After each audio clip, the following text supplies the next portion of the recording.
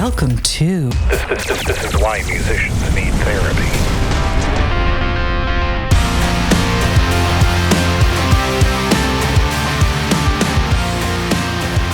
Hey everybody, Rich Davidson here from This Is Why Musicians Need Therapy, and I am joined today, of course, by my good friends Eric Forbis and Craig Henry. And look, we enjoy doing the shows. All of them are a lot of fun. This one was particularly salient because we talk about work-life balance. We talk about being a good musician, a good husband, and a good father. We talk about where we feel like we succeeded, where we feel like we've fallen short, how we find that balance, how we manage it, and how we do when that work-life balance gets out of whack because life gets in the way and we have deadlines and obligations. It's an interesting conversation. It's not just for musicians. Everybody is looking for that balance. So hopefully you can get something out of that. And while I have you here, if you enjoy our show, go ahead and give us a like or a follow or a subscribe, whatever your streaming platform of choice allows, and leave us a comment if you like what we're doing or if you have an idea for a show topic. Leave us a comment. We would love to hear from you.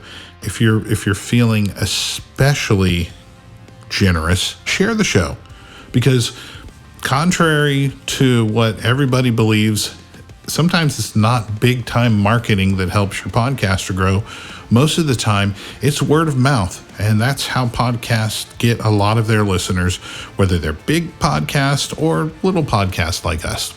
So if you wouldn't mind doing that for us, it helps us to grow. It helps us to know what you guys want. It helps us to cater the show moving forward. And so, yeah, that's going to be about it. So without any further ado, let's get into episode 18, Should My Wife Leave Me?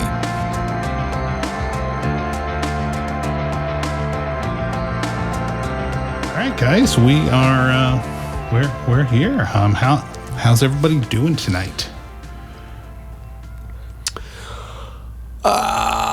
Pretty good.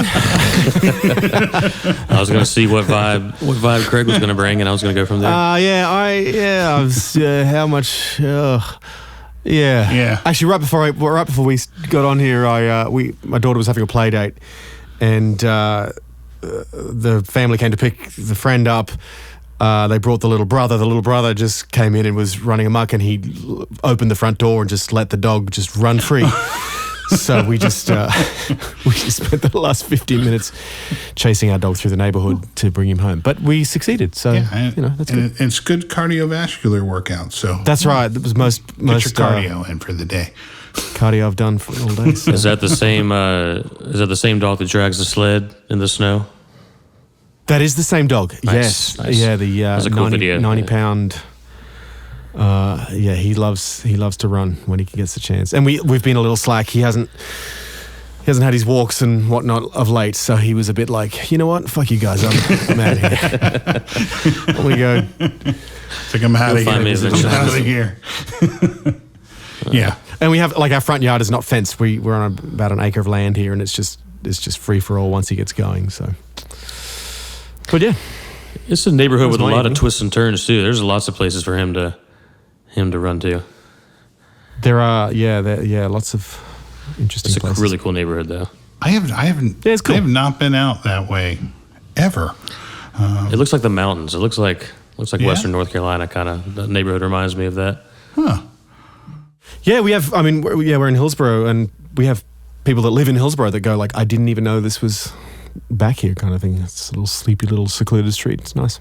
Yeah, I've briefly been through Hillsborough, but yeah, I wouldn't say I'm even remotely familiar with it, other than I know where it's at. We went there one night to the. Didn't we all go to the? Oh yeah, that's right. That's Wooden Nickel or Wood. The Wooden Nickel, yeah. Wooden Nickel. Yeah, that's right. Shout out to the Wooden Nickel. That's right. Yeah. Delicious burger. An exceptional variety of good food. They have their own farm, actually. Oh wow. Yeah, nice. That was cool. That they sourced there. But I remember the downtown strip of Hillsborough was pretty cool. It's quaint, very small. I mean, not that small though, but small town vibe. Well, a lot of towns North Carolina, at least this area of North Carolina, it's just like very, very similar.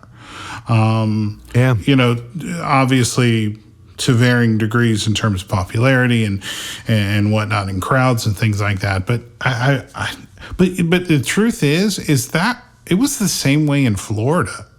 I mean, you have these smaller towns with kind of these older downtown areas, and they all, I mean, I wouldn't say they look the same, but relatively the same. And it's interesting to see how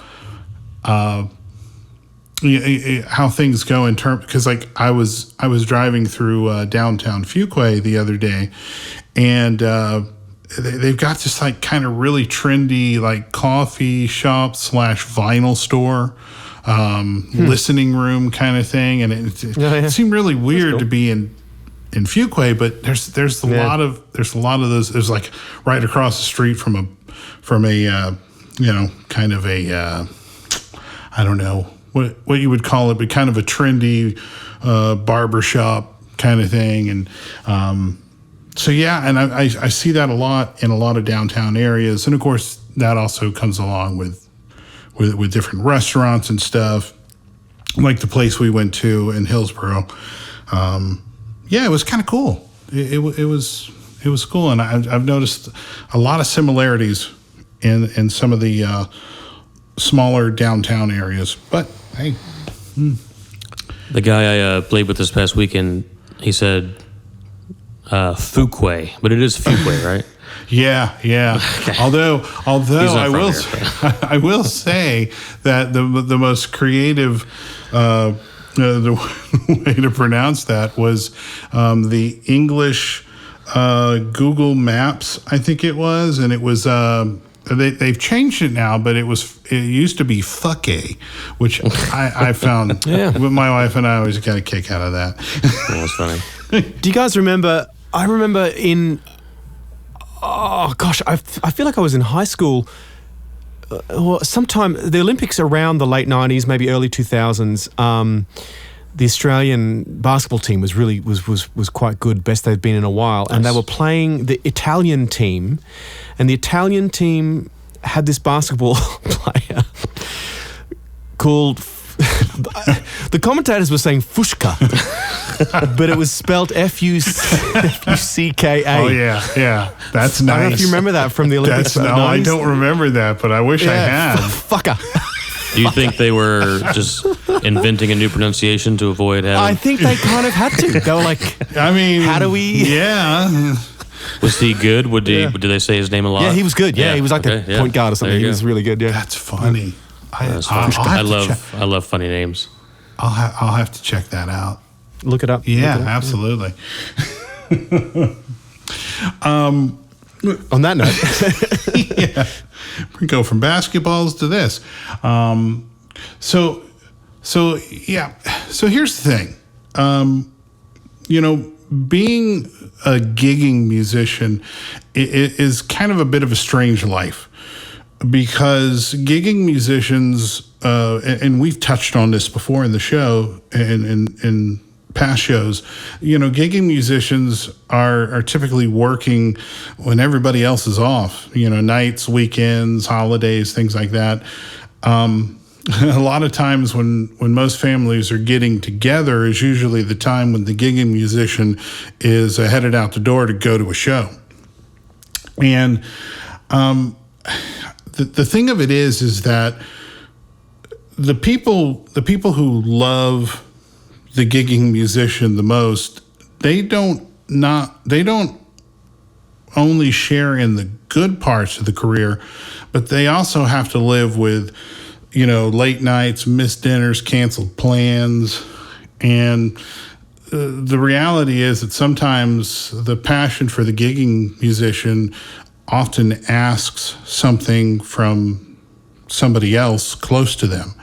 Now, it doesn't mean that you can't have a great relationship or a great marriage or be a great parent while, living as a gigging musician, because plenty of people do. But it does mean that, you're constantly trying to find the balance between showing up for the audience and also for the family that's waiting for you at home. And it's not always easy, of course. It's something that probably every working musician is going to have to deal with at some point.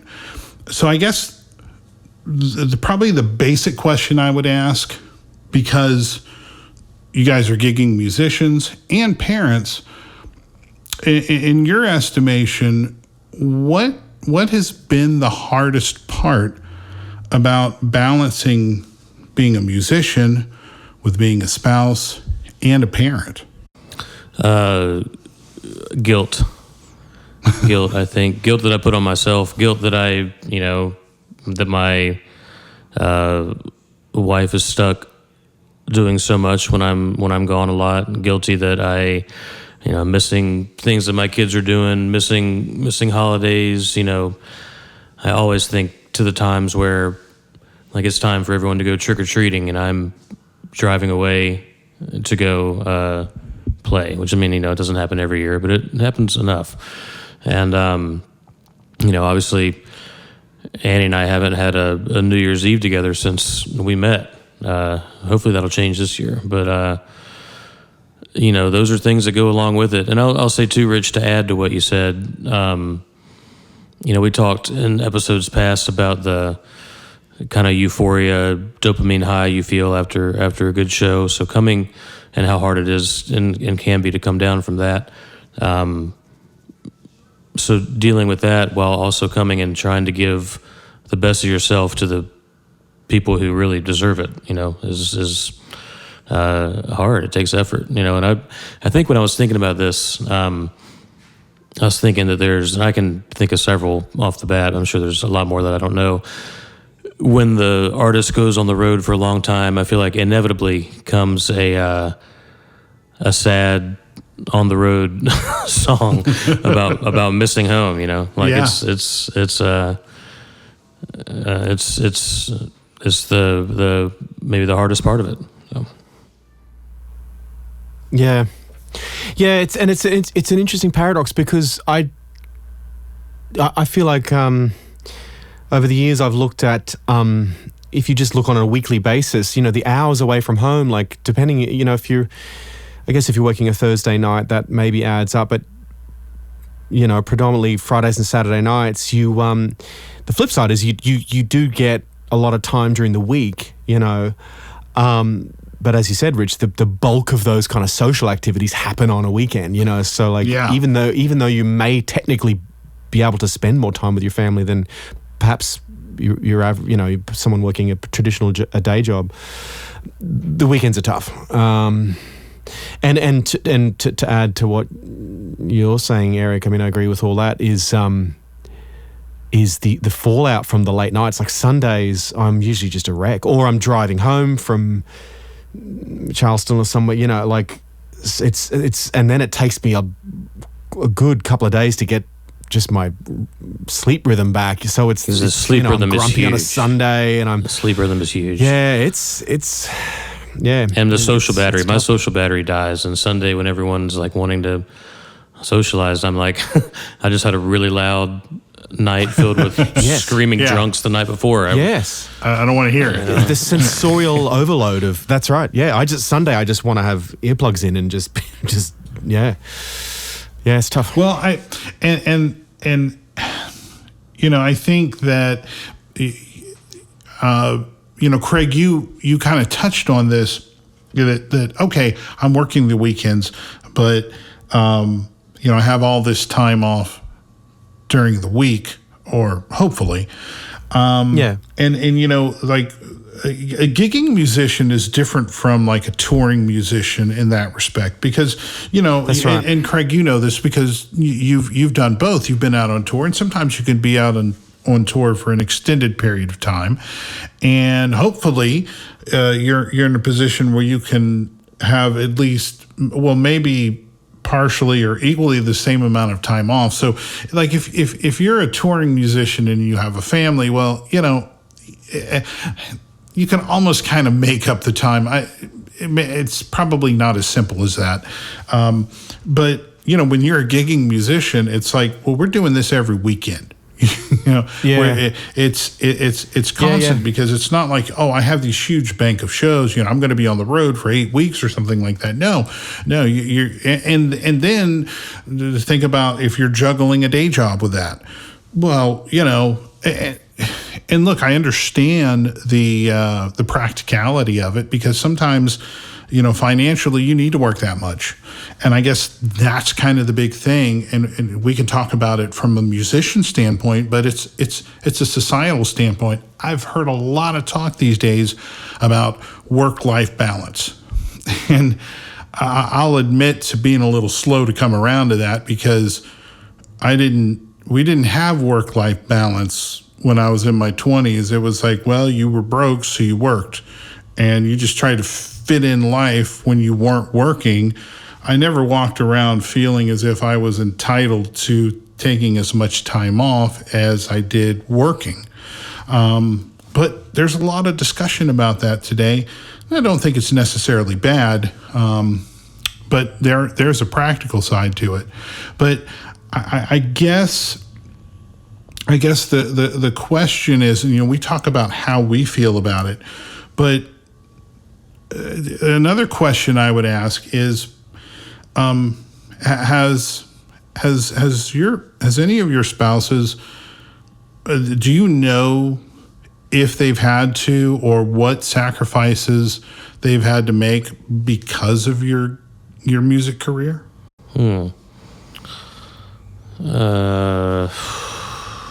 Well, Eric, you talked about your wife kind of shouldering the burden of dealing with the kids while you're at work. So that would be a sacrifice. Yeah, that, for sure, that's a sacrifice. And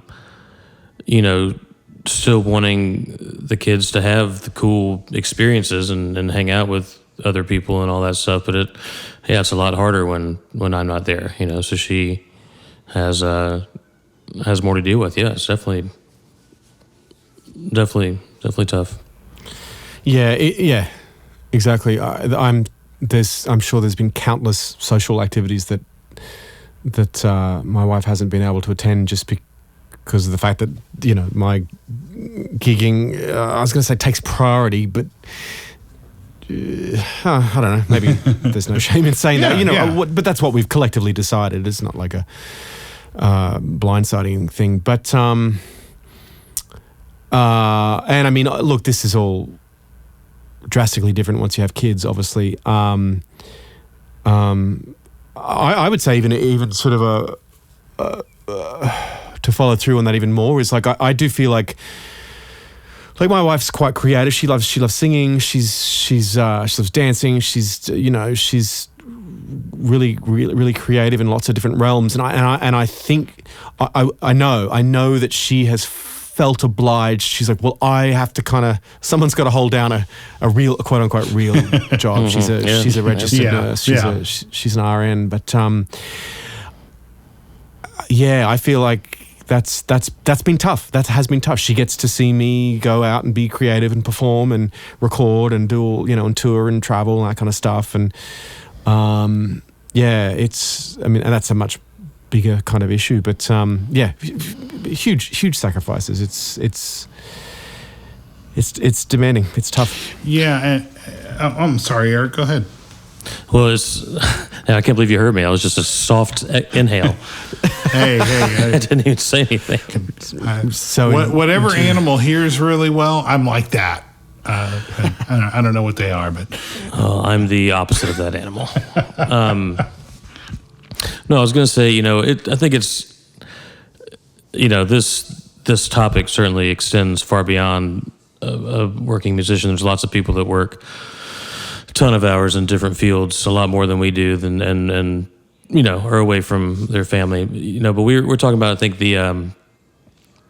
it's the type of hours too. It's just and we kind of talked about this in in our. I believe it was our substance abuse episode, maybe, about the feeling that, when everyone else is letting loose, it's our time to work, and that's kind of a hard line to toe sometimes. And it's kind of the same feeling here when it's time for the family, all the kids are off school, your wife's off work, everyone is has a normal schedule where they're free for the weekend, and that's when your schedule is just getting going. It's just it's a tough feeling, and if there's times when I leave something that I'm really just sad about, or if I miss my son's choir concert, which I haven't been to yet, and he's really excited about doing, stuff like that I miss. Sometimes it comes with me to the gig. It can affect my ability to get caught up in the moment because I'm feeling down. But that's also what we talked about. You gotta leave stuff like that behind when you perform. So yeah, and I guess the one of the biggest issues is how do you make your family feel like they're still a priority when you're away and you miss family events or things like that. In your guys' experience, how do you do that? Or do you struggle to do that?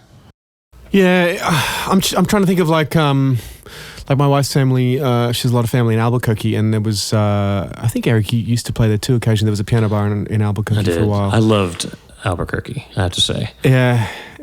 The city. And I would go. I would go, and it was an interesting mindset because. And talking about being on tour, at least when you're on tour, you're in that zone. You're like that's as you say, Rich. You're out, you're touring, or even if it's 3 days, whatever. You're away. Yeah. That's your focus. That's you can't be with your family. So that's just the hours that you're putting in. But I would go to Albuquerque and I would stay with my in-laws. And then go do the show at night. So it was sort of weirdly both. It was like I was having to be in family mode during the day, but then I was like, all right, we like this. I'm loving this really long extended dinner, but I gotta go. I gotta hit the road at 7:45, whatever, And cousins are there and they're all drinking and I whatever. And I'm like, I'm just watching the clock and I remember being just on edge and I just couldn't relax and just. Well, and you're on pre-show mode, which sucks. So. Yeah, trying to rest your voice, whatever. Like getting ready. Yeah. So that was always tough. But I mean that's probably extended to average weekends even here at home. But that was particularly challenging for me. Yeah, because I always think that's kind of a work in progress because kind of goes back to, the question that I had kind of running through my head is, especially with your spouse, how do you keep that relationship strong when, your work schedule is the exact opposite of everybody else and probably your spouse. And I know for me now, we don't have little kids anymore. So that's a little different. But for me, it's stealing time away with her wherever I can. And it could be, I remember when the club was still open, we'd work Friday and I'd get up early on Saturday and we'd go out and do stuff. Maybe we'd go to the farmer's market. We'd always have lunch and, I'd always get home in just enough time to get ready and go to work. But it was stealing that time away, whether it was just running errands or doing something deliberate, like, walking around the farmer's market or maybe going up to South Point and Durham and things like that. And then sometimes it wasn't even anything glamorous. We would do grocery shopping together and just getting that time away. Now, I will say that, I have the benefit of being on fairly strong footing. My wife and I have been together for a long time, and we're not going anywhere. So, we've kind of figured some of that stuff out. And, my time away, especially when the club was open, my time away, we always worked, well, not always, but we worked a lot of opposite shifts. So we would sometimes see each other in passing for most of the week.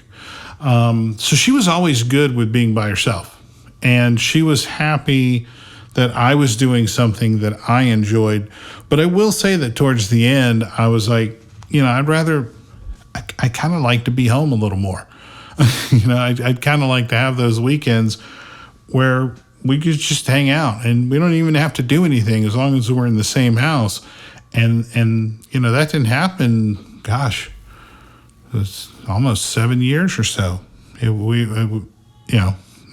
were always apart from each other. She was off on the weekends, but I wasn't. For us, it was just stealing time away wherever we could. And it didn't necessarily have to be a date per se, but, those times were great for us. They've always been great for us. So, that's kind of one of the ways that we do it. I also have the benefit of having her as an understanding person, knowing that she was happy for me because I was doing something that I was enjoying. So there wasn't any external pressure in that respect. Yeah, it's just effort, and it's like you said, Craig, and like we both talked about, got to push through that that negative attitude that can take over on a Sunday morning, or just that fatigue, that sensory fatigue. Yeah, and it's just effort. I mean, it's not easy, but.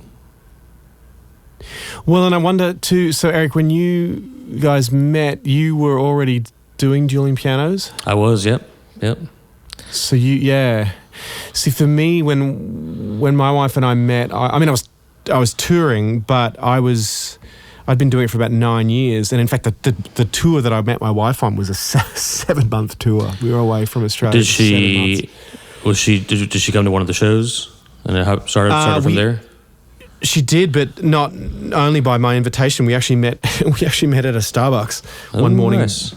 Yeah, just randomly prior. We were grabbing coffee before a radio interview, and she happened to be in there, and we got chatting very briefly. And I said, "Look, we're in town doing the show. If you want to come, great. I can get you tickets." Sounds like And I was like, "Oh, she's not going to come, but she coming to the show." Craig's like, I don't know how many times I've done this, and they haven't shown up. That's right. 40th time's a charm. Sounds like a New York City romantic comedy plot in the making there. Coffee shop, movie. Come to my show. Yeah. That's right. Get a script together. We'll take some meetings. Yeah. Yeah, that's copyright. By the way. Oh yeah. Okay, there we go.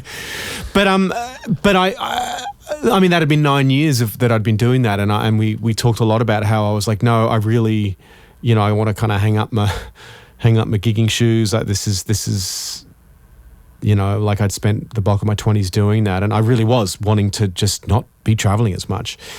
And I got into dueling pianos really just by mistake. No, not by mistake, just totally fortuitously. maybe it was a mistake, but the jury's still out on that one. Well, that's right. Yeah, we'll see how it shakes out. But so I don't like me being away again on weekend nights till 4 a.m. was not on her bingo card, So that's always been tough for us.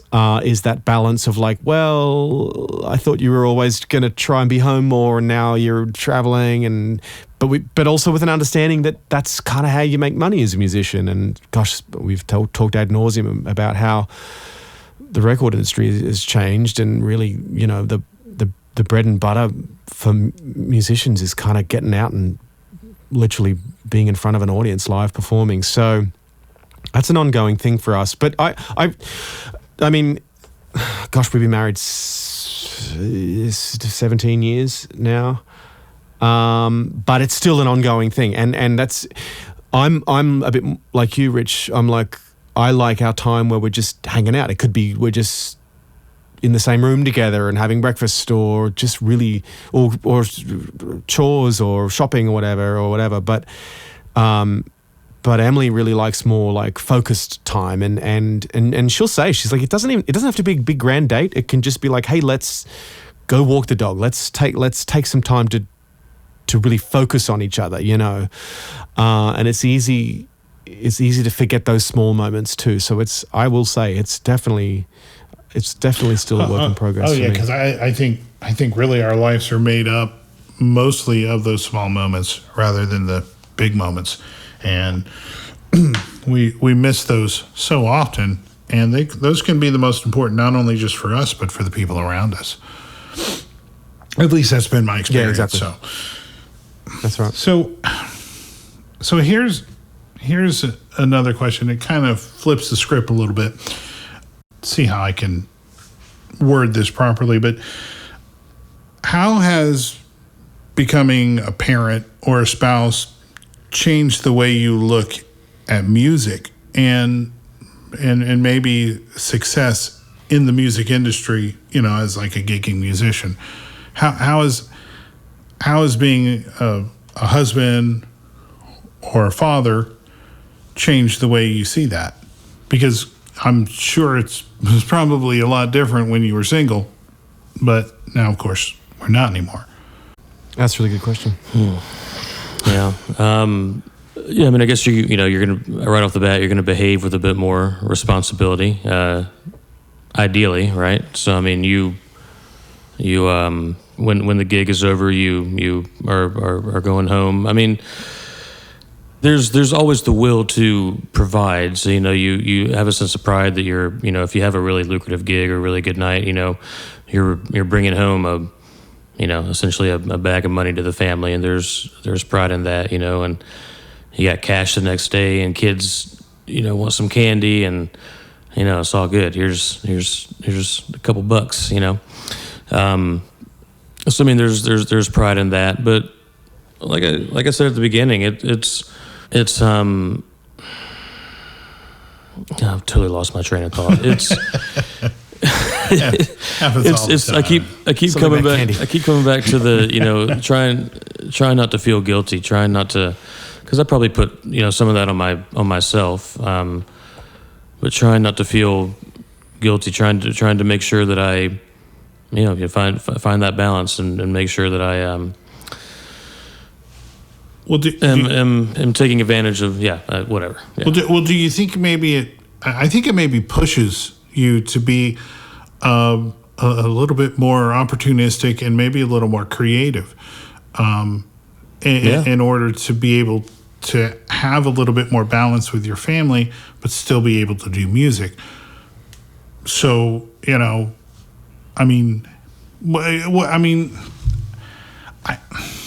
can see in a few ways how that might manifest itself. Maybe trying to get gigs closer to home so you're not driving 2 or 3 hours. Yeah. Or maybe it's, opening up your own place and, making your own hours. If it's doing music, maybe, making production music, or trying to find a situation where you're writing or producing music for other people. I think maybe your responsibilities as a spouse and as a parent can kind of push you to looking to other avenues that maybe you wouldn't have looked at if you didn't have those responsibilities. Mm-hmm. Here's a thought I was trying to find. I finally found it. There you go. You asked about how your perception of music and performing music changed when you became a parent, and I think it's a unique job. It's a quote, follow your dreams type of job, right? That's what people say to us a lot. Mm-hmm. It's just what they say to me a lot. You're living the dream. You're doing what you love, and there is a sense of that. Sometimes it can feel like torture, but under the right circumstances, it is extremely fun. Yes. So it's great to pass that on to your kids, so your kids can see you, their dad making a living, providing for the family from from this avenue, which is a little different than maybe, you know, the majority of people around. So, So, Craig, I want to ask you this, and also Eric as well. Do your kids see your career in music as something exciting, or is it just another job for them, or maybe it's, you know, just another reason why you aren't there for those special occasions? I think the answer is yes. I think all three of those. Yeah. Yeah. Yeah, I think, you know, my daughter's, she's about to turn 9. I mean, she goes through different phases. She's had times where, like, you know, I have some, like, posters on my wall of, you know, old promotional material, and not to brag, but I have my platinum record on my studio wall and stuff. So sorry. And there's me as a 23-year-old on YouTube. You can go look it up, like, you know. And so she went through this phase maybe a couple of years ago where she was like, "Oh, you're on YouTube and you had this whole sort of career traveling and whatnot," which was really cool. Like, oh, my dad's on YouTube just for the, you know, the fact of that, it, you know, that's how kids consume so much information. That's how they associate. That's what they associate fame with as well. That's right. In fact, I think my daughter at one point said she wants to be a YouTuber. Towns definitely did. Yep. Yeah, there you go. So that's she associates that with success. But then, the reality of just being gone is the flip side of that. And, you know, in regard to that, to your previous question, I would say too, even I think it's pertinent, but perhaps the flip side of that same coin is that I've learned. I didn't realize how much I could get so single-minded, or absent-minded perhaps, and lost in music, like especially when I'm doing like arranging and stuff. I never realized how all-consuming I think my brain would get around an arrangement or ideas or whatever it was. Until I sort of started a family, particularly with my wife, where she would say, like, you just seem very distracted. She's like, you're present, but you're somewhere else. Your brain is elsewhere. And so I've had to really learn to actually switch it off, like really just keep the creativity in the studio or on the stage, and then try to really be present with my family when I'm not performing or I'm not being creative, because I have a tendency for it just to become all consuming. It's all I can think of. So that's been tough. And that never stops, because I will say that doing a lot of the stuff for the podcast, and look, my day job is completely and utterly soul crushing, and there's nothing creative about it at all. And the podcast has saved me in the respect that it gives me an opportunity to be creative. I'm sorry. It is what it is. But even still, there's always, I always have these ideas, and, I'm writing stuff down, or I'm working on it a lot. And sometimes, even though I don't have little kids, it's really kind of just my wife and I. As you said, Craig, I can be not present. I can be there, but as you said, I'm distracted. Obviously there's more, there's a big priority when you have little kids, because they don't understand why you're doing what you're doing. They just sometimes see you're distracted, and you don't really seem to care. Right. Your wife or your husband, whoever it is, they might have some understanding. That's only going to go so far. Then they're just going to get pissed at you. But that never stops. And whether it's whether it's playing music or in my case, it's just doing a lot of different things with the podcast in terms of editing and mixing and graphics and whatnot. But it can be something else. It doesn't necessarily have to be creative. I mean, how many people just throw themselves into their work? You know, they love what they do and can't put it down when they have to put it down. And so, yeah. I've often dreamed of a job where you can just leave it all behind, leave work at work. You know, maybe it's not that simple, but and obviously I love what I do, but yeah, it's I'm sure I am the shittiest husband and shittiest father when I'm trying to work in my studio and I'm just getting, quote unquote, interrupted. You know, like I know I just get surly and grumpy and cranky. Yeah. I'm like, fuck, I just had this cool idea, or I lost or something, or I'm. Look, there'll be another graduation here. Okay, come on. You'll turn 21 next year or something. We'll do it then. Okay. Yeah, I got to get this snare right. Yeah. I know. And that's tough, right? Because it's like, really, that's your excuse? I know. It seems so big to you, and they don't give a shit about that. All they care about is you're yelling at them or just totally ignoring them. Yeah. And they're just up your own fucking asshole with. And they're probably right. So yeah. I have learned that too. They are mostly right.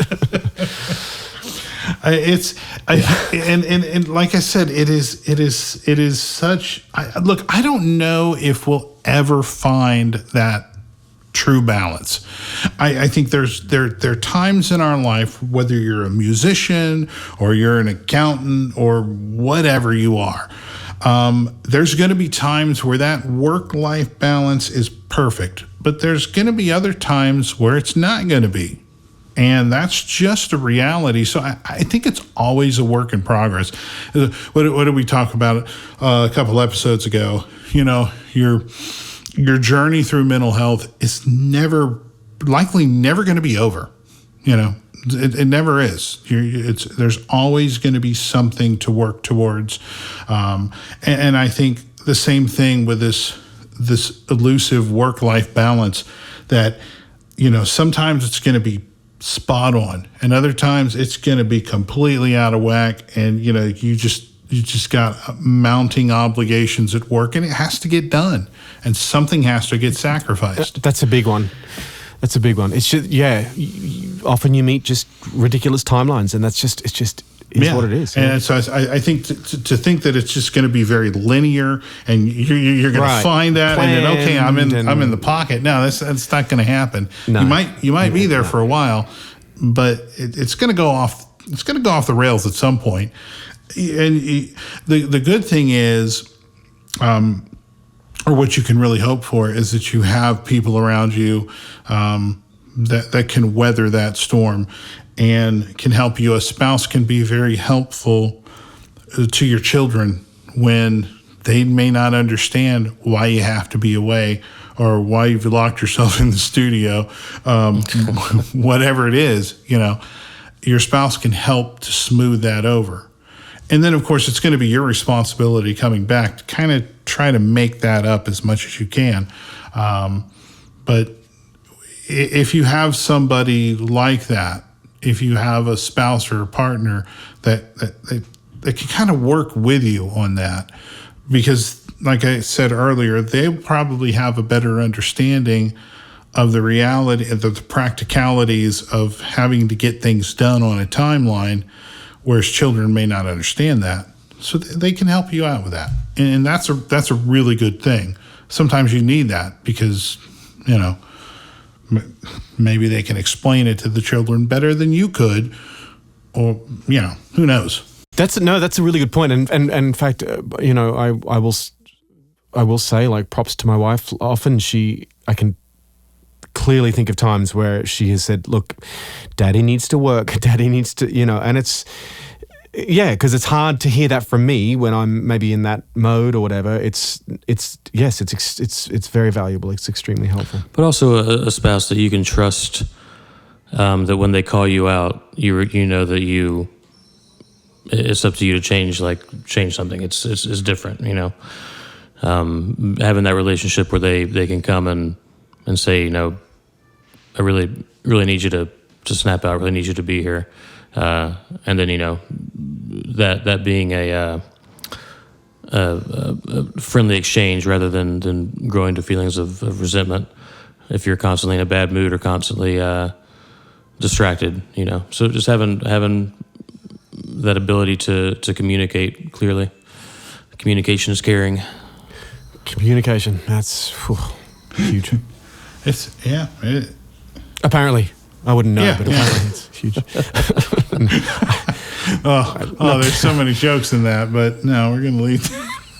I mean, I say it like I've mastered it. It's an incredible work in progress. Yeah. I don't know. That's kind of weird to me because I would say that probably my wife and I is not necessarily an advantage, but probably our strongest point has been communication. It started out very early.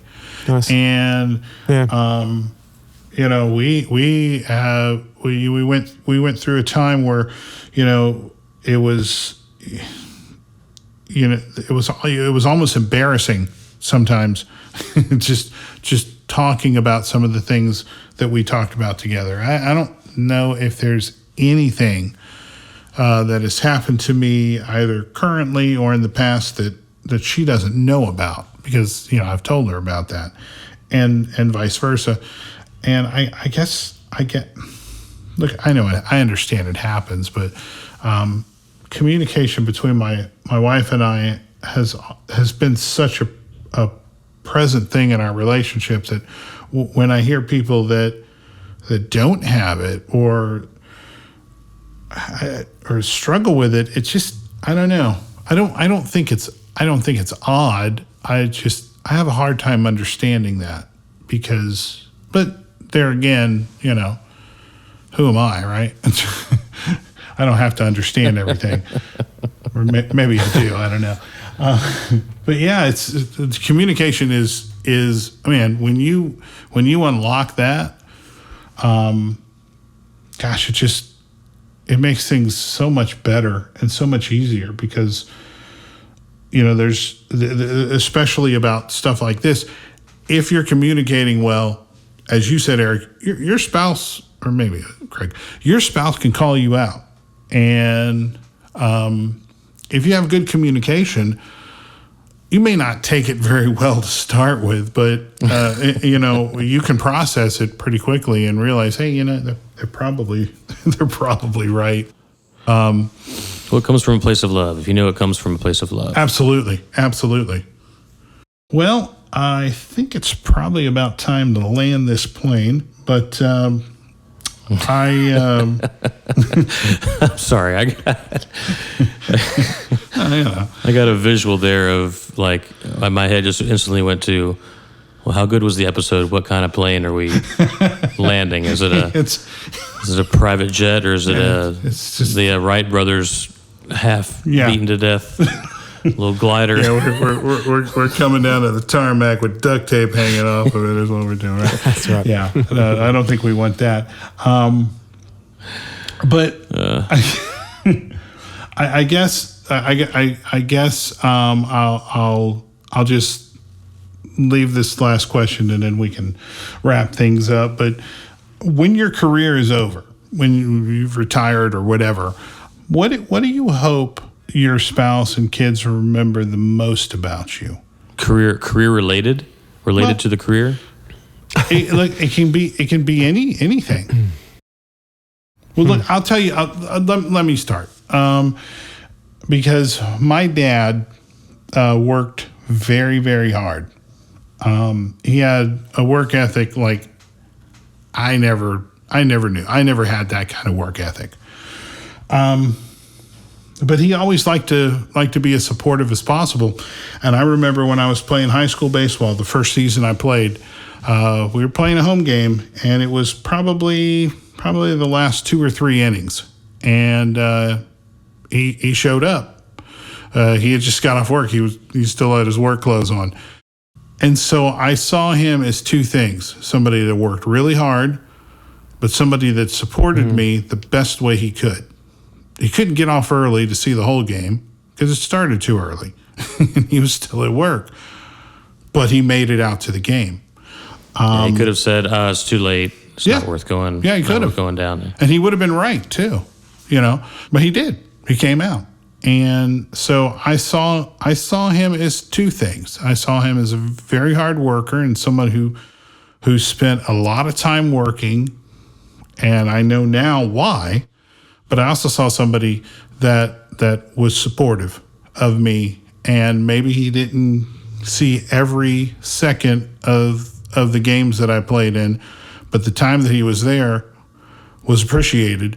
It was appreciated then, and it's appreciated more now. And I hope, regardless of what I do, whether I'm a musician or whatever, I hope my kids know me for what I was good at and know me as somebody who supported them in every way possible. Yeah, that's good. Did you at least get a hit or something? I did. Nice. Actually, I hit a home run. Yeah. What? Yeah. Wow. Yeah. And then I got in trouble because I said something derogatory to the first baseman. And so the coach Not you. Yeah. The coach made me run laps after I got to home plate, which I thought was just ridiculous. But did you say it like after you hit the home run as you were passing him? You chirped in his ear a little bit. Yeah, he was. Oh, I didn't chirp a little bit. Because he was giving me shit the whole game, and I was just tired of it. And so I had a few choice words, and that wasn't appreciated by anybody apparently. But it felt good. I like that. I like that point. Supporting how you can. I hope I have that as well. I also hope that they think of me as a generally patient and encouraging person. I am not always that. I know, and I haven't always been that. But every day is a chance to be better. Absolutely. And like I said earlier, I hope they know that whatever I do, I always come from a place of unconditional love. So, yeah, there's what I hope that my daughter will think of me, and then there's the reality of it. The cranky guy in the studio. I hope they're not too far misaligned. But I hope that my daughter can see not that there's any virtue or bravery in pursuing a career in the arts. Like I'm not going to get on a pedestal and proclaim some sort of elitism in that regard, but maybe that I follow that you follow your dreams, everything sounds cliche, but that's what you hope, that's what you are as a dad, right? Sure. As a parent, do what you're passionate about. I mean, my first year at college was a science degree. I was doing computer science and physics, and I was, I don't know what happened, but eventually I was like, I can't do it. I can't do this. I can't do it. I gotta do music. And it was a big, scary choice. But I hope I can show to my daughter that it can be possible. Yeah. All right.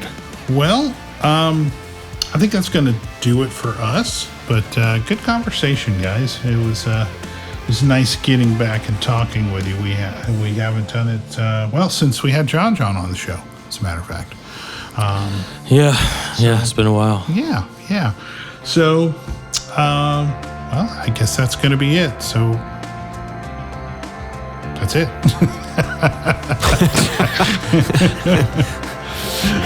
Thanks for listening, everybody. Thanks for coming. No, it's good. Yeah, cheers.